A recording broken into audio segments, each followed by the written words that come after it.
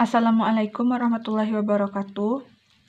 Dalam video ini saya akan membahas tentang prinsip manajemen dari materi dasar-dasar manajemen. Baiklah, apa itu prinsip? Prinsip adalah suatu pernyataan fundamental atau kebenaran umum maupun individual yang dijadikan seseorang atau kelompok sebagai sebuah pedoman untuk berpikir atau bertindak. Selanjutnya kita akan masuk ke dalam 14 prinsip manajemen menurut Henry Fayol. Yang pertama itu ada pembagian kerja. Pembagian kerja menurut Henry Fayol adalah segala bentuk kerja harus dibagi-bagi dan diserahkan kepada orang yang ahli di dalam bidang tersebut. Pembagian kerja dapat meningkatkan efisien, kecepatan, dan ketepatan kerja.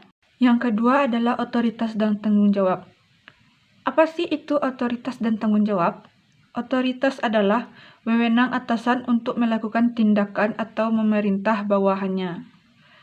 Dan tanggung jawab adalah kewajiban untuk menanggung tugas atau kerjaan yang telah diterima serta konsekuensinya. Jadi, otoritas dan tanggung jawab itu harus saling berdampingan. Bila seseorang diberi otoritas, maka dia juga dibebankan oleh tanggung jawab. Begitu pula sebaliknya. Yang ketiga, prinsip satu atasan. Setiap anggota atau bawahan hanya bertanggung jawab atau menerima perintah dari satu orang atasan. Bila seorang bawahan menerima perintah dari dua atau lebih atasan, maka akan menimbulkan yang pertama itu kebingungan. Kebingungan karena mereka harus mengikuti perintah yang mana. Perintah atasan yang ini, apa yang ini. Yang kedua, kekacauan. Kekacauan terjadi karena atasan yang satu dan atasan yang lainnya berbeda pendapat. Jadi bawahan bingung harus mengikuti atasan yang mana. Selanjutnya keterlambatan. Selanjutnya terbuangnya sumber daya dan selanjutnya kurangnya disiplin dan efektivitas. Nah, yang keempat yaitu prinsip satu tujuan.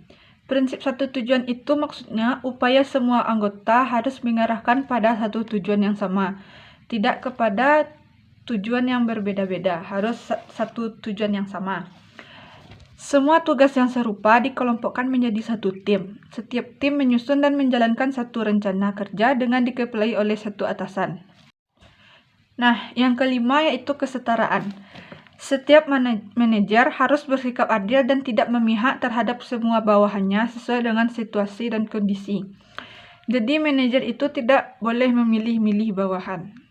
Manajer harus menganggap semua bawahan itu sama. Tidak boleh dibeda-bedakan. Nah, yang selanjutnya keenam yaitu ada keteraturan atau order. Terdapat keteraturan dalam pengaturan sumber daya manusia dan materi, yaitu ada keteraturan materi. Keteraturan materi itu apa sih?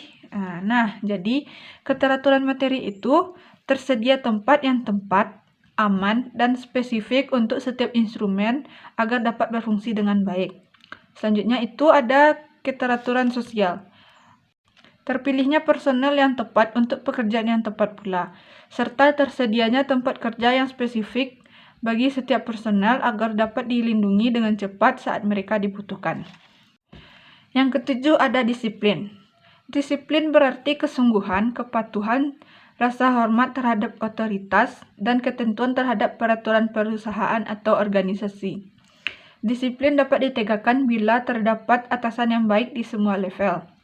Terdapat persetujuan yang jelas dan adil dengan personel, dan sanksi atau hukuman diterapkan dengan bijaksana. Selanjutnya yaitu inisiatif.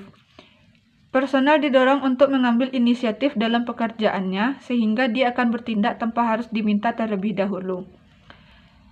Manajemen harus memberikan kesempatan pada anggotanya untuk menggunakan ide, pikiran, pengalaman, dan metode kerja baru. Hal ini akan membantu mengembangkan rasa percaya dan saling memahami dalam struktur perusahaan organisasi. Selanjutnya yang ke-9 ada remunerasi yang adil.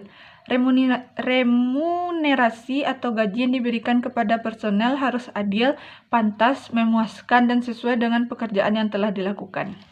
Yang pertama, gaji ditentukan berdasarkan biaya hidup, pekerjaan yang dilakukan, keadaan perusahaan atau organisasi, dan standar gaji saat itu. Selanjutnya, Fayol juga merekomendasikan pemberian keuntungan lain seperti fasilitas pendidikan, medis, dan tempat tinggal bagi personel. Baiklah, yang ke-10 yaitu stabilitas masa jabatan. Personel tidak boleh sering dipindahkan dari satu jabatan ke jabatan lainnya atau masa jabatan harus ditentukan dengan jelas. Yaitu dibutuhkan waktu bagi personel untuk terbiasa dengan pekerjaan baru dan dapat melaksanakannya dengan baik. Jika dia dipindahkan sebelum itu, maka dia tidak bisa akan memberikan hasil yang memuaskan.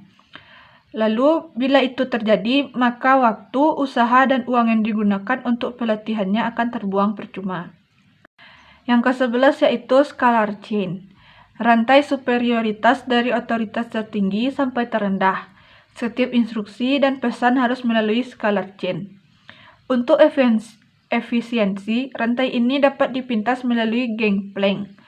Hal ini menunjukkan bahwa manajemen tidak kaku. Manajemen bersifat fleksibel dan dapat dimodifikasi sesuai situasi dan kondisi. Selanjutnya, yang ke-12 yaitu mengutamakan kepentingan bersama. Saat terdapat konflik antara kepentingan individu dengan kepentingan bersama, maka lebih diutamakan kepentingan bersama. Agar ini dapat diterapkan, perlu diperhatikan. Yang pertama, personel harus jujur dan tulus. Yang kedua, pengawasan yang rutin dan layak. Yang ketiga, terdapat upaya untuk mencari jalan tengah. Selanjutnya ada esprit de corps atau semangat tim. Adanya harmoni dalam kelompok kerja dan saling pengertian di antara anggota. Sebaiknya personal tidak dibagi-bagi menjadi kelompok yang saling bersaing. Personal didorong untuk menjalin hubungan informal dengan satu sama lain. Nah, yang terakhir yaitu yang ke-14 adalah sentralisasi dan desentralisasi. Sentralisasi adalah pemutusan otoritas atau dalam pengambilan keputusan pada level manajemen tertinggi. Desentralisasi berarti pemberian otoritas untuk mengambil keputusan kepada semua level dalam organisasi. Derajat sentralisasi dan desentralisasi bergantung kepada beberapa faktor seperti berikut. Yang pertama yaitu ukuran organisasi, yang kedua pengalaman atasan, dan yang terakhir kemampuan bawahan atau anggota. Sentralisasi dan desentralisasi absolut tidak mungkin untuk diterapkan. Sebuah perusahaan atau organisasi harus menemukan keseimbangan antara keduanya. Baiklah, sekian dari saya. Assalamualaikum warahmatullahi wabarakatuh.